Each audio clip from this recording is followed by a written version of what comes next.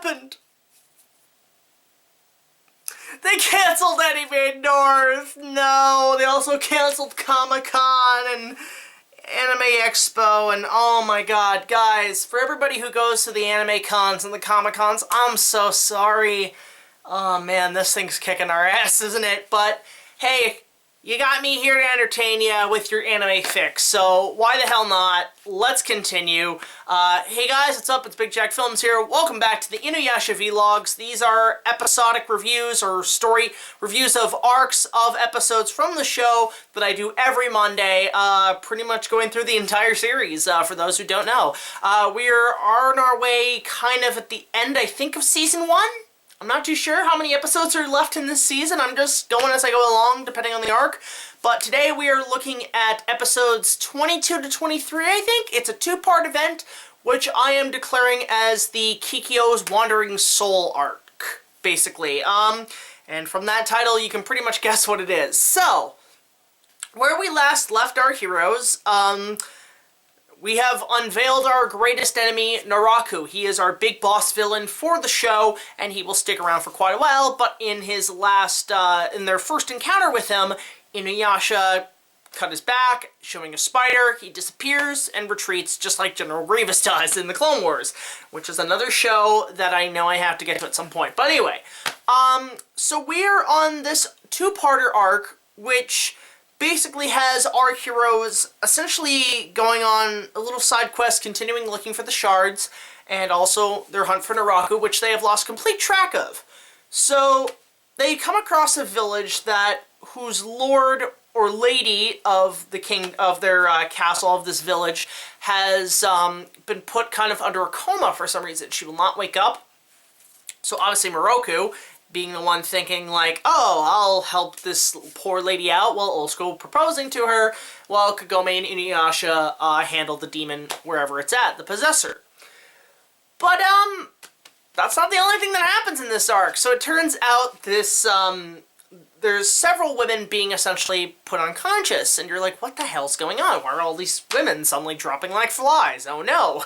And we have a couple of shenanigans, you know, Miroku is talking with Shippo, and, you know, like, talking about the birds and the bees, essentially, and Shippo doesn't understand it, and Miroku's just like, I'll explain it to you when you're old enough to talk man to man.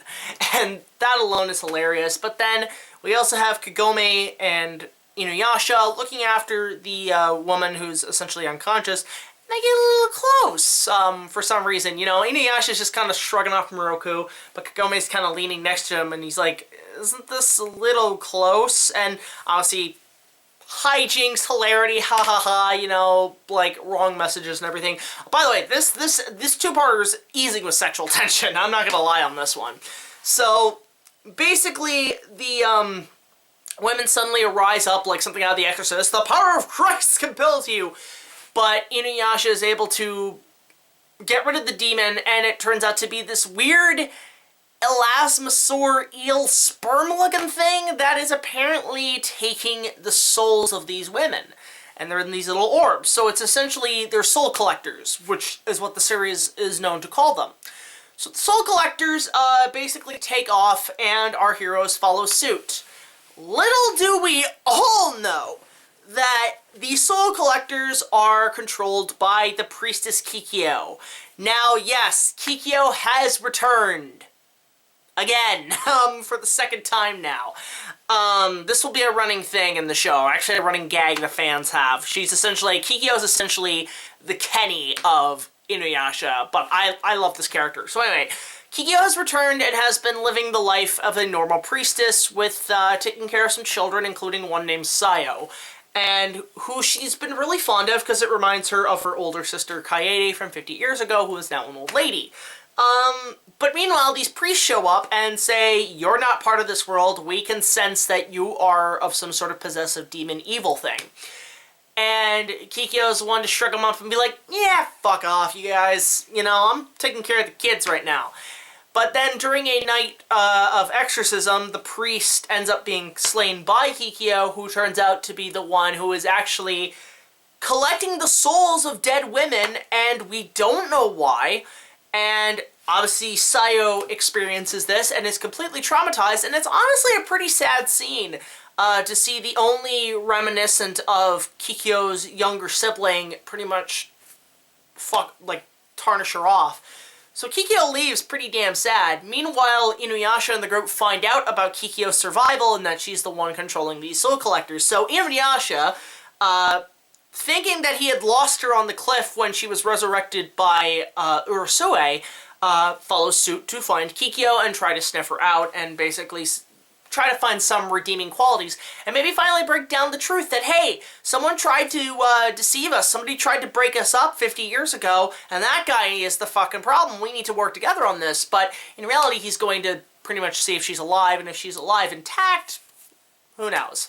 So obviously Kagome follows suit, and we sense she's got a bit of she might be a little jelly. I mean, this fan art, or whatever the art here, pretty much sums it up.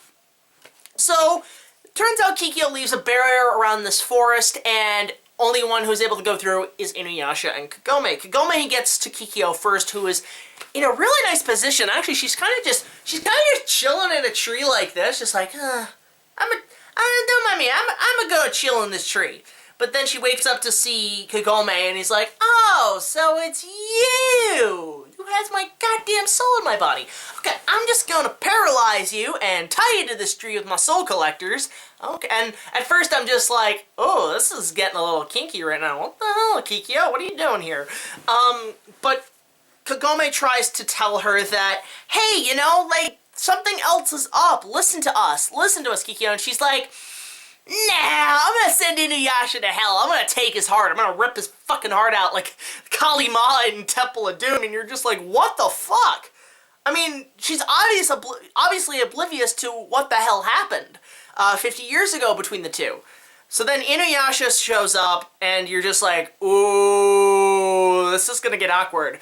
But then it turns out he can't see Kagome on the tree because Kikyo's put like a spell to kind of make her invisible. Well, she chats up with InuYasha, and InuYasha's pretty much saying, you know, you're the one doing this. This is insane. You've got to stop doing this. And Kikyo's like, the reason I'm collecting these souls is to sustain my body because y'all new girl got my soul.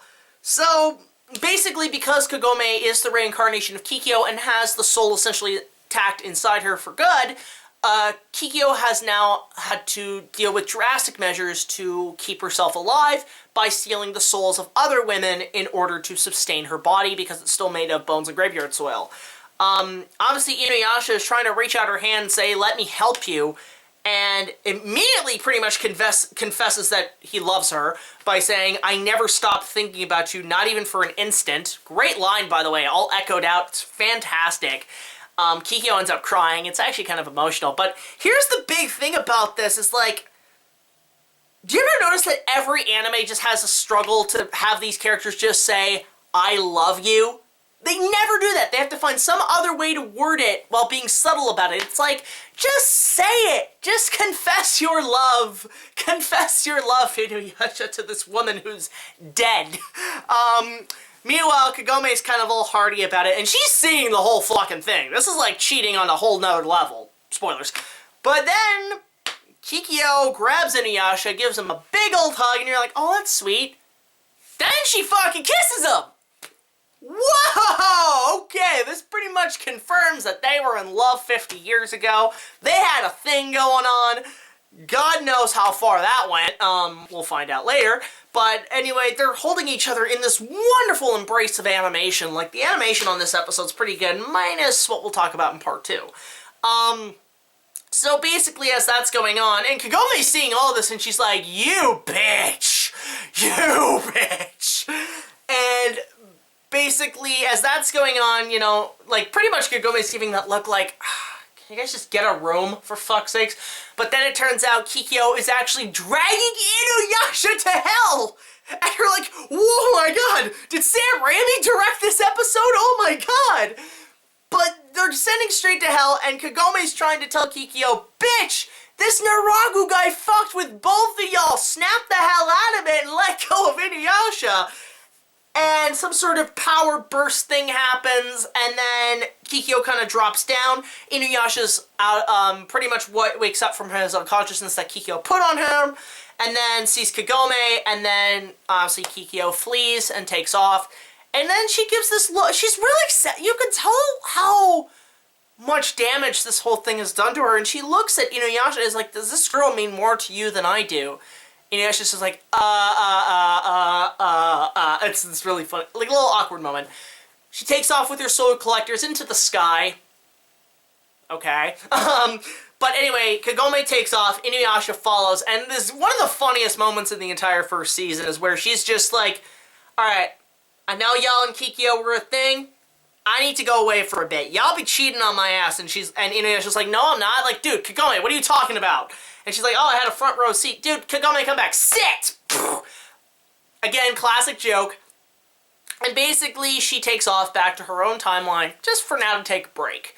And so, yeah, meanwhile, Kikyo goes back to Kaede's, and Kaede pretty much explains to Kikyo what the hell happened. And Kikyo's like, huh.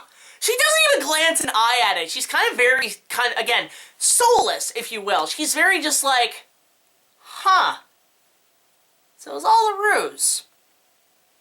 Are you sure about this, Kaede? And Kaede's like, yes! Yes, it was a ruse! This motherfucker fucked with both of y'all. And she's like, alright. I'm gonna go whoop his ass. So she's decided to take off to find this Naraku person. Not much in terms of clues. You think she would join the group? Maybe get some clues? Maybe from Morocco or something? But nah. Maybe Shishomaru? Nah. Nah. Not happening. So she goes off to pretty much realize she has to find this Naraku person and figure out who the hell he is. And while that's going on, we just continue with the quest. So my thoughts on this two-parter. I really like this one. This is one of the best ones of the series, up there with the Resurrection of Kikyo arc. As you guys can probably tell, Kikyo's my favorite character. I really dig her as a tragic, cunning, brave warrior who's realizing kind of the mistakes of her past, and now she's pretty much doing this not only to destroy Naraku, but also to find redemption for her mistakes of the past, and to pretty much give redemption and get forgiveness from InuYasha, who already forgives her, but she doesn't really see it.